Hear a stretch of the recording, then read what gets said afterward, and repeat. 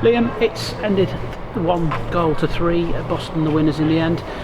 Your thoughts on the afternoon, the result and the performance? Afternoons, it was always going to be a bit difficult, in terms of were we strong enough to compete with Boston today? Possibly not. When you look at the goals and the things, and I'd probably say we were shaded it in the first half in terms of who were the better team. They get a free kick, a few minutes to go, it's gone over the wall. I know when they go over the wall, it got too close to the centre of the goal where has Charlie got to make some kind of effort to it, but he's basically saying he just lost it. We go from there, you go into a dressing room which would probably be a little bit upbeat to actually being a bit flat, so you've got to come out, pick him up. I said, I think their left back's got to go. A few minutes later we concede, Charlie Oliver's got to stop the cross, Regan's got to come in with his man. It's a really, really poor goal to concede. But the players didn't down tools, they kept on going, got a goal back.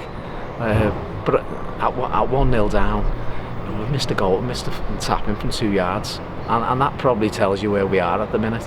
Everything which can go against us will go against us. But that's what happens. You get into a bad run, and you've got to show a little bit of steel. You've got to come back, show a bit of character, and bounce back and say, listen, we are where we are. We've got to grind the result out. So on Wednesday we've got to go to Pilkington, give them respect, put a strong side out, and make sure we try and win a game. Talking about the goal, that came from George Newell. George Newell got 90 minutes under his belt. How do you feel he did? I thought he was lively, I thought he worked hard, I thought he looked a threat. He scored a goal in a goal scoring area. He's had a couple of efforts on goal, should have scored with header in the first half. So he definitely gives us something. I actually like, I've always been a 4-4-2 person. I like the shape. At times we haven't been able to play that. I said, but especially for the first half, I thought Morgs and Russell were very, very good. I'm getting calls from, take Tavan off. I said, listen, Tavan's not going to be here next season. He won't be here. So whatever happens, Connor, you need to give Connor time. You need to see how well he adapts to the level.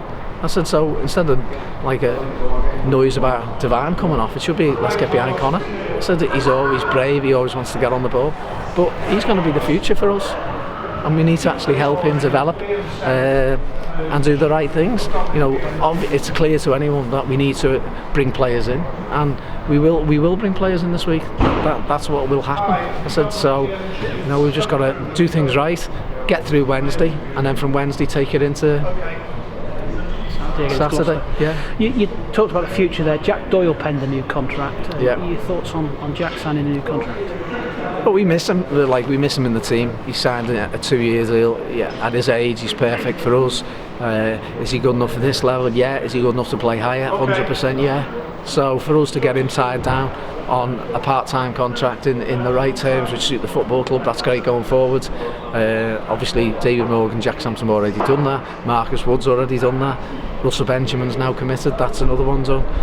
So we're actually trying to build a side where you can see where we're going, and it'd be nice to actually have what you'd class genuine lads who want to wear the shirt, play. They're not here as if they're doing us a favour.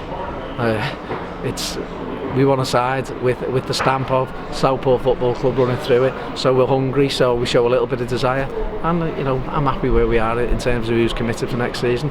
Could be one or two others, but they've got to up the levels. You alluded in the past to the importance of sometimes a county cup run out and an opportunity to just end a bit of a bad run. Is that what you see in Wednesday's match against Pilkington?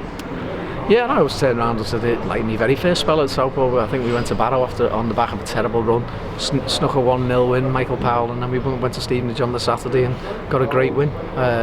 You'd like to think you can do something similar. We've got to stop conceding soft goals, and now they are becoming very soft goals. But that's purely down to confidence. All of a sudden, ability doesn't change. But we've got to be big and strong and get ourselves right, keep the focus, stay together as a group. As I said, you win together, you lose together. I said, sometimes you can smell yourself in the changing rooms. When you win, you win, and then you get the odd person who, when you lose, seem a lot happier than when you win. Which, unfortunately, that comes with circumstances of people realising they won't be here going forward. So, that from that point of view is never easy to manage. But I'll sleep easy enough tonight knowing that I'm doing the right things for the football club, and the right players at the football club are the ones that we're already committed to, and the ones who come in have got to be the future. You talked about the future. Marcus Wood, he picked up an injury last week, and there's a couple of other absentees. Are you able to update us on the whereabouts of place that we were 4 subs today, was it? Yeah, well, Dan Amford wasn't fit enough to sit on the bench. Marcus Wood's got an MCL, so he'll be out for 12 weeks. So if you look now, we're towards the back end of January. If we see him again this season, we'll be lucky. Even if you got him back to the middle of April, do you really want to risk him? Because in effect, we need to do a lot of work with Marcus to get him back to where he was last season, and I'm sure he will. He's got great support from Danny, who's a great physio, so that'll happen. Who else? Jack Doyle. Jack should be fit for next Saturday, which is good. That's a big bonus because we have missed him. Dean has got a groin strain, so obviously, he sat on the bench, and to be fair, Andy Parry sat on the bench, but we know Andy's coming to probably towards the end of his career, and but he is prepared to actually. He would have gone on injured and done a job for us. So would Dean. So got nothing but respect for them too. Thank you very much, Lee. Cheers.